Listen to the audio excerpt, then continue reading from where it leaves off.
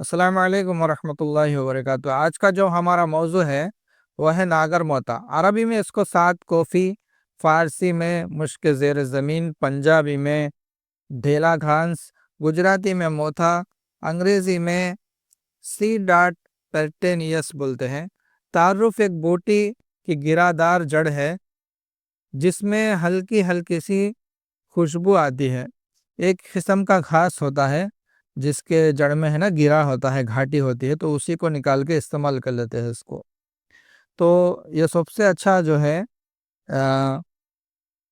کوفہ، یعنی سات کوفی بولتے ہیں نا، کوفہ کے جو شہر ہے عراق کا، تو وہاں کا اچھا مانا جاتا ہے، تو اس کو سات کوفی کے نام سے پہچانا جاتا ہے۔ ذائقہ اس کا تلخ ہے، کڑوا ہے۔ مقدار خوراک اس کی 1 گرام سے لے کے 3 گرام تک، یعنی 2 چٹکی سے لے کے 6 چٹکی تک استعمال کر سکتے ہیں۔ مقام پیدائش پنجاب، بنگال، کوفہ کا اچھا مانا جاتا ہے، اسی لیے اس کو سرما کوفی یا سات کوفی بھی کہتے ہیں۔ مزاج جو ہے تر گرم ہے اس کا۔ افعال و اثرات دیکھ لیتے ہیں۔ اعصابی گدی ہے، اس لیے محرک اعصاب ہے، یعنی ہمارے نروس سسٹم کو ایکٹیو کرتا ہے۔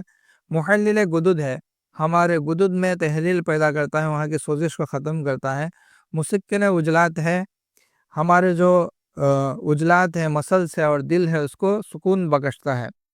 خواص اس کے: مقوی دماغ ہے، مفرح قلب ہے، مولد شیر ہے، قابض ہے، مدر بول ہے، ارکاور ہے۔ ارکاور یعنی پسینہ لانے والے کو ارکاور کہتے ہیں۔ فوائد: کیونکہ مقوی دماغ ہے، مقوی دماغ ہونے کی وجہ سے نسیان کے مرض کے لیے بہترین دوا ہے۔ نسیان ہے نا، بھولنے والے کو بولتے ہیں، جو بار بار بھول جاتا ہے اس کو نسیان کی بیماری کہتے ہیں۔ تو یہ جو بھولنے والی بیماری ہے اس کے لیے بہترین ہے، خاص کر کے جن لوگوں کو گدی تحریک کی وجہ سے، گرمی کی وجہ سے بھولنے کی بیماری ہو، ایسے لوگوں کو بہترین کام کرتا ہے یہ۔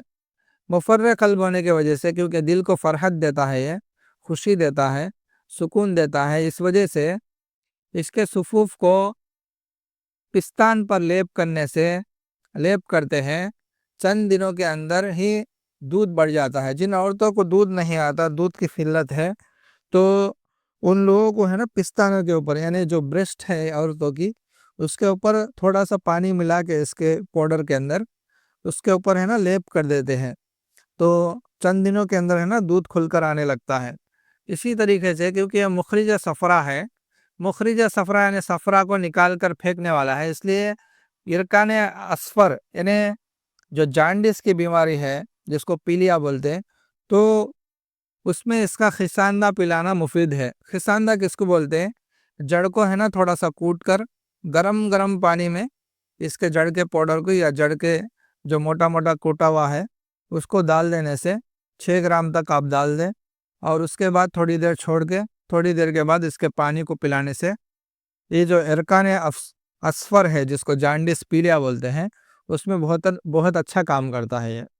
اس کے علاوہ جن لوگوں کو، کیونکہ یہ محرک اعصاب ہے، اس لیے اس کے استعمال سے رطوبات کا اخراج بڑھ جاتا ہے، بدن کے اندر جتنے بھی رطوبات ہیں، بہنے والی چیزیں ہیں، ان کا اخراج بڑھ جاتا ہے، اس لیے پسینہ کثرت سے آنے لگتا ہے۔ جن لوگوں کو پسینہ بالکل نہیں آتا، تو ایسے لوگوں کو یہ استعمال کرنے سے پسینہ آنے لگتا ہے۔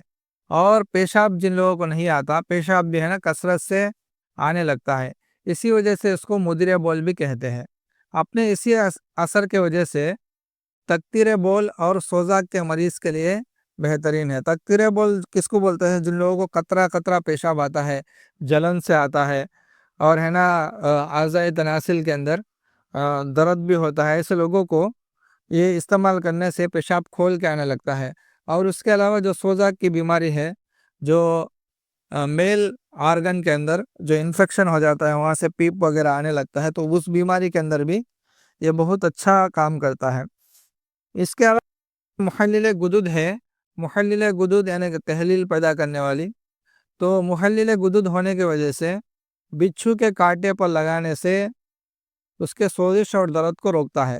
جن لوگوں کو بچھو کاٹتا ہے وہاں پہ ہے نا بہت زیادہ جھنکارے اور تڑک ہوتا ہے، درد ہوتا ہے، تو ایسے لوگوں کو وہاں پہ ہے نا اس کا پیس کے لیپ لگانے سے یہ سوزش جو ہوتی ہے بچھو کے کاٹنے سے، سوجن سویلنگ جو ہوتی ہے وہ ہے نا کم ہو جاتی ہے، اور اس کے علاوہ درد میں بھی کمی آتی ہے۔ تو یہ ہے نادر موتھا کے فائدے۔ ہمارے چینل کو سبسکرائب کریں اور دوسرے تک پہنچائیں۔ جو ہم سے علاج کروانا چاہتا ہے واٹس ایپ پہ ہم سے رابطہ کریں۔ السلام علیکم ورحمۃ اللہ وبرکاتہ۔